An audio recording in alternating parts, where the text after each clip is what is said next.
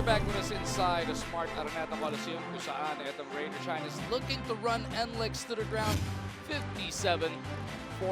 Imagine 57 points in the first half. Ang tanong ngayon, Eric, parating na ba yung toll gate at mahuhuli na ba sila ng mga bantay ng NLEX? Well, kailangan talaga isara nila yung toll gate. I mean is they have to clamp down on defense. 57 is a way high number at the half. And you have some choice plays para ipakita sa lahat paano nga ba naka 57 points. So they've done it on the run. They've done it by breaking down the half-court set via those backdoor cuts. Talagang kung saan-saan nanggagaling, including the three-point shots, saan-saan nanggagaling ang puntos ng Rainer Shine. Well, the key to Rainer Shine's game is really constant ball movement, and we will see it right here in what they do. This is an early offense thing. As we pause it, okay, makikita natin the ball is right here with Kinyahan. There's a nice cut from Paul Lee, which he just fakes it and he screens here for Gabe Norwood and route to a nice backdoor play. One of the things that Rainer Shine did well in the first half, as we run it, you will see a nice picture-perfect dunk by Gabe Norwood. That is just one of the sequences kung saan the Rainer Shine burned the NLEX Road Warriors. Ang dami natin nakitang ganyan. Ultimo, hindi naman lahat dunk. May mga backdoor cut lang na talagang hindi masabay-sabayan ng depensa ng Road Warriors. But another thing that they're doing very well in Rainer Shine is constant ball movement. And this is another thing that really confused NLEX here in the first half. You would see that Paul Lee would be driving. As we pause it, okay, mapapansin natin nag-drive si Paul Lee sa loob. You have two Rainer NLEX players going at the same guy. He is wide open here. Although hindi si Bo Belga ang makakapuntos, I just wanted to point out that the defense of NLEX would really have to communicate well para hindi sila nagdadalawa sa isang tao. Ang Rainer Shine naman, super ganda ang ginawa sa constant ball movement. Napaka-pasensya sa opensa. But as we see here, umikot ng maayos yung bola kung sino-sino yung nakahawak. Libreng-libre ngayon si Uiloan for a nice three-point shot. Kaya naman 12 ang naibaong kalamangan ng Elasto Painters into the second half of action. 57-45 ang nasa ating talaan. Ang 5 po nila. Same starting unit Almazan and Belga together in that front court. Nandiyan dyan si Jaire Ibanez at si Ryan Aranya to be backstopped by Jonathan Uiloan. Para naman si Air 21 we see Nino Cañaleta now being inserted in that starting unit. Nandiyan din si Taulava, Jonas Villanueva, Ramos, and Cardona. Mac on the attack. He scored a total of 10 in the first half, 6 in the first quarter. Jonas Villanueva misses after putting up 11 in the first 24 minutes of action. Margin po, Eric Reyes. Kasama rin natin si Miss Ai de la Cruz patrolling the sidelines at ang buong puwersa ng inyong Sports 5 as Uiloan lines it up again. Big bullet dodge there by NLEX. Sila naman na nag-leak out. Oh! Nino Cañaleta catching Uiloan in mid-air. Sinecheck din ni Nino kung kumpleto pa yung kanyang leeg. Sama naman ang bagsak dyan ni Jonathan Uiloan. Sama ng bagsak doon, but ito nga si Uiloan really wanted to block that shot. Pero sumapit siya dito kay Nino Cañaleta. It's going to hurt his left hip. Nasty crash para dito kay Jonathan Uiloan. Kita mo, all out talaga kung maglaro ito sa Uiloan. Oh, but nothing intentional here by KG because he just went for a shot fake. Nakita niya kasi parating si Uiloan from behind to block his shot. Nice gesture there by KG for helping him up. Pero kita mo naman yung tibay nito ng Uiloan. Tayo rin agad, tumatams up pa. Kina Coach Yengi, kaya ko to Coach. Yeah, okay lang yan. Kahit masakit, hindi ka kasi pwede magsabi kay Coach Yang na, Coach, masakit.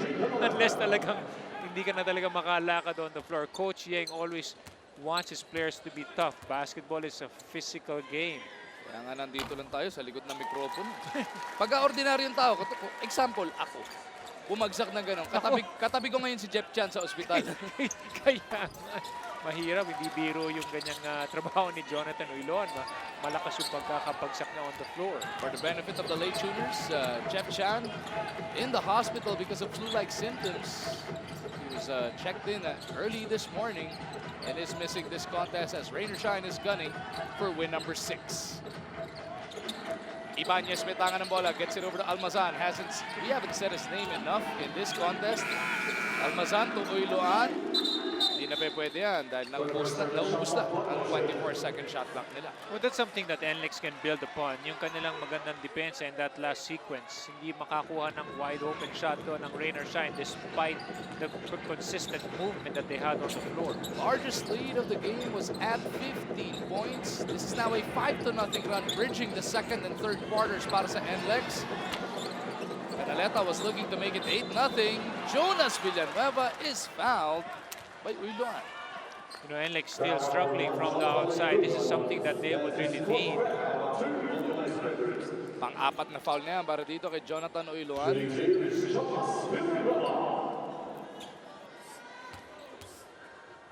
Another thing that they can do is, you know, NLEX has the material to run. Even as you can run the floor well. Those are the things that can enable them to get easy baskets. And now T.Y. Tang is checking into the game and wait mga 3 to 5 minutes. Doon mag-uumpisa maramdaman to ni Uiluan yung bagsak niya kanina. Pagka nanlamig ka na, doon napapasok yung sakit niya. Yun na nga, unti-unti. But I'm sure yung kanilang medical staff, bibigyan na kagad ng ice bag yan to relieve him of the pain.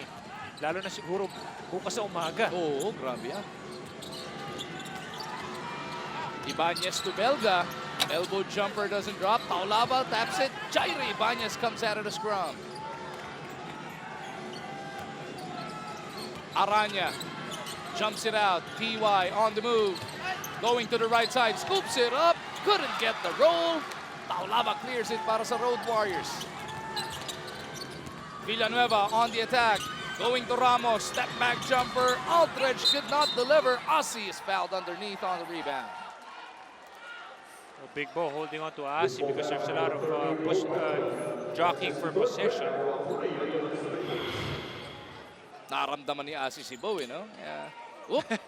Sabi ni Asi, ano? Tatapi ka naman pala. Pinakakuya ng lahat yan sa Taulaba. Taulaba loses it though. Look at the way Big Bo played defense on that. He cut that driving lane. Ibanez to Aranya. Puts up a long one. Anya still couldn't find his range coming off that long layup. So far, both teams in the start of the third quarter struggling from the field. Cardona faking that three, driving closer. Mac na ubusan ng dribble, bibigay muna kay Villanueva. Jonas surveys the floor, out to Ramos. Cardona's on the right side. Ramos decides to take it himself, puts it up. No, Asi rebound and is fouled. You know, the offense of NLEX there, the spacing was just, they're too close to each other. That's why defense easily can just recover. But you know, with the persistence of Asi trying to get those offensive rebounds, yun ang magbibigay buhay sa NLEX.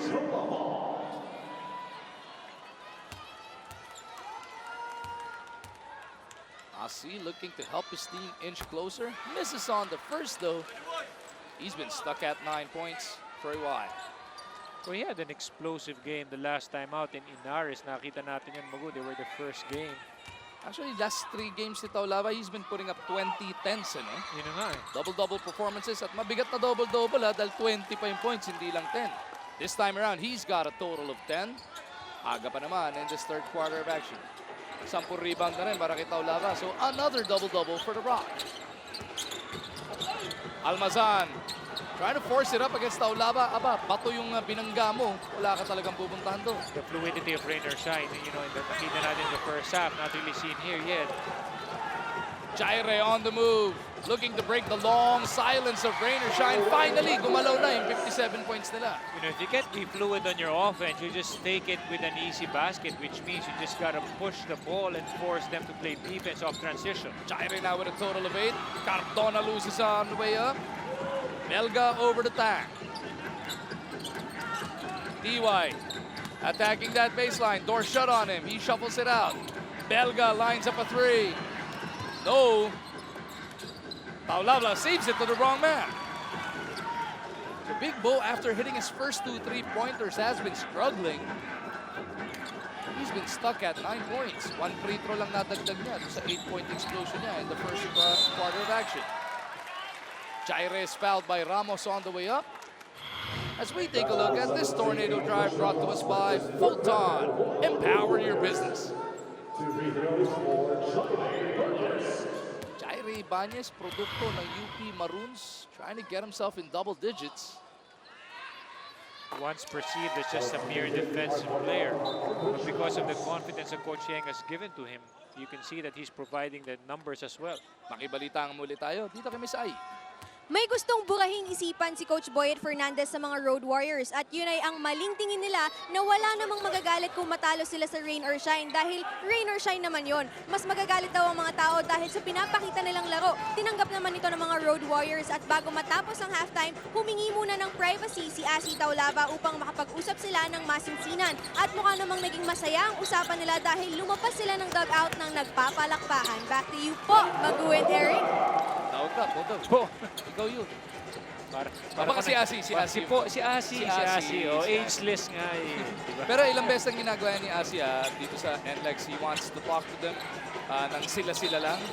Sinasabi ngang ever since, before pa naman, he's been a great guy, pero ever since bumalik siya sa PBA, ang pinakabalita natin sa lahat na naging kakampi ni Asi, he's a great locker room guy. Yun na nga, he provides that inspiration to his teammates and he leads by example. Not only will he talk, he will also do, everything on the floor. He would work hard and inspire his teammates to work hard. 62-51, T.Y. Tang giving rain or shine another double-digit spread. Jonas on the attack. Canaleta from deep. Diubra Asi with yet another rebound. Put back is good. This is going to be a tough grind for Asi. He needs those outside gunners to connect para lumuwag yung ilalim. Less than 7 minutes remaining in the third. Tang cycles it out papunta kay Aranya. Bo puts it on the floor. Had to get creative as he felt the contact. Kalahin mo, humaham time. Ito si Big Belga. I call that experience. Sobrang experience ang ginawa ni Big Mo. Hindi mo nga malaman. Parang ngayon ko lang siya nakitang mag-ala Joseph yun na hang time eh. No? Ham time. Yung mga kakampi ni Bo nagbansag nun, di ako Ham time. Good luck siya mamaya pag uwi mo. Baka makauwi nga maaga. Hindi na ako magbibis, diretso na ako sa kotse. Takbuhan ko na si Bo. Big Bo splits, finally gets himself in double digits at 10 na rin ang abante ng rain or shine.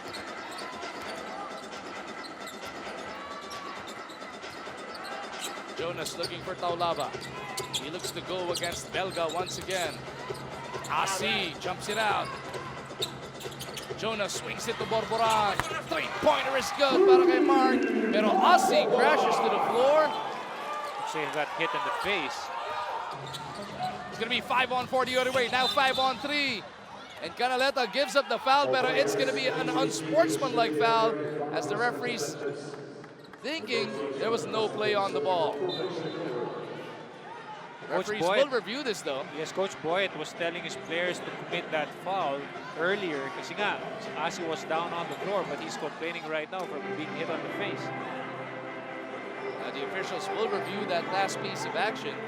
Tignan if there was a play on the ball on the part of Canaleta.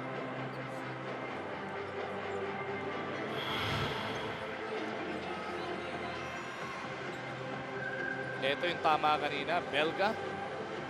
Ending up hitting Taulava on the face with that left arm. At doon sa kabila, yung foul naman, here's a... Sa forearm, he got Bo Belga's forearm upon the back out. Pag box out niya, cutting into the lane, inaabot niya si Asi sa mukha.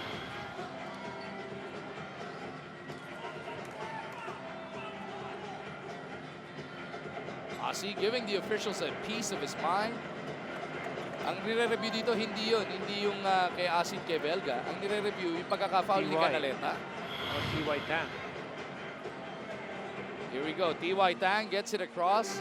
And as he gave it up, Siko. Sa dibdib or leeg ni T.Y. Sa leeg naman. Pero naipasa kasi yung bola. Yes. He wanted to foul because Coach Boyd wanted his players to foul. Pero yun nga lang, Yung momentum niya. alam ng Rainer siya na gano'n ang gusto nilang gawin. That's why they moved the ball quicker. And yun, T.Y. Tang and Nino Canaleta talking it over. Sabi nga, T.Y., inaabot ako sa leeg, Brad. Sorry na lang imaabot ko kasi. Pinasa mo kasi dapat di mo pinasa. Kaya nga. Aayusin ko yung foul. Well, let's see what the refs would Incidental how would they call. contact ba yung nangyari? Yun ang ano no? Because there was definitely no play on the ball, pero pwedeng incidental dahil naipasa eh. Wala Yes. nang pupuntahan si Canaleta. Well, he was rushing to him, diba? So, Yun na nga, regular foul whistled on Canaleta. Because yun ang pagkakaiba na, no? And Aussie has been teed up because of his complaints to the officials na kahit na walang play on the ball si Canaleta dito kay T.Y. Tang, naintindihan naman na kasi ipinasa ni Tang. Ipinasa na So, eh, yes. incidental contact na lang yan.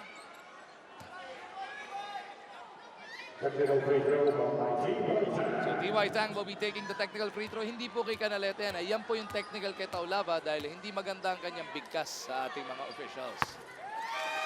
balikan natin yun, nagko-complain si Asi, you know, if he just shoot in, because inabot nga siya ng forearm ni Bo Belga going for that offensive rebound.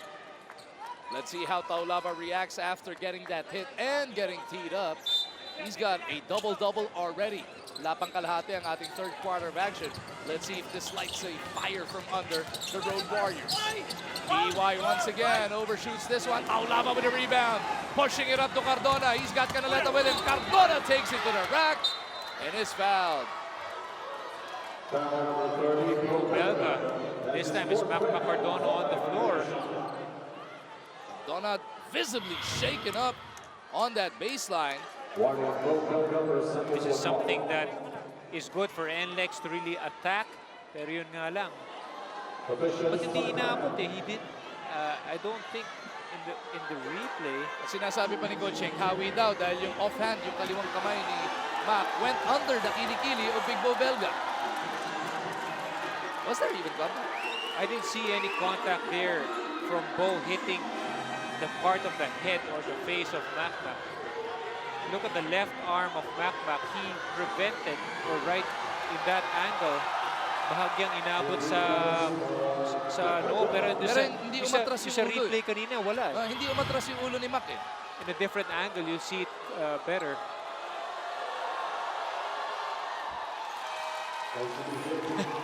Mac saying na inabot daw siya sa kamay. Yung sinasabi ni Mac ngayon, sa braso naman daw, hindi naman daw sa ulo. Now Coach Yang is giving the officials a piece of his mind. Coach Yang has always been known as the fiery coach in the PBA. Naglaro ka na rin dati under Coach Yang Yao. Ganito na ba siya nung 90s pa? Yes. Pareho si Coach Yang. But something that I would never forget is the way he gave everybody the minutes to build their confidence. Kasama ka rin nung nagpakalbo kayo. No? Isipin mo, nagpa-blonde ka na dati, nagpakalbo ka pa. At This is the effect of the sacrifice that I had to do for my hair. Lahat na sinabayan mo sa buong team mo, no? Sa mga team mo. No? Mula na nagpakalbo kayo noon, hindi na nagpatubulit si Coach Yang. Si Coach Yang, ayaw na niya. 64-58, painit ng painit ang ating bakbakan dito sa loob ng Big Dome. Almazan colors that board. Sorry miss para kay Pampoy Raimundo. We're seeing some good plays by NLEX. They just couldn't convert. Almazan jumps it out. Tang kicks it over. Jaire from deep. No.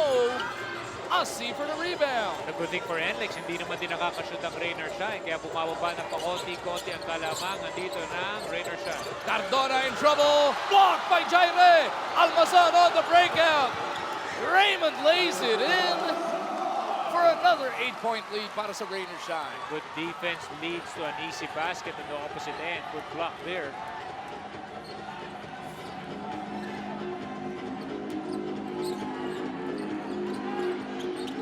Cardona, pinaalis si Canaleta. He attacks Kinyahan. Ball taken away by Tang. He's got Almazan with him. T.Y. ginamit yung katawan. Almazan tracks it down. Raymond puts it up. May kasama bang foul? Oh, the beauty of the left hand. See, he was trapped already by two players, but because he knew how to shoot with both either right or left. Uy, tama nga yung inihiling ng NLEX dun ah. Double dribble daw, sabi ng Road Warriors. Tingnan ulit natin. Tingnan natin kung ano nangyari doon. Hindi. Ito yung This is layup the kanina layup. ni Almazan.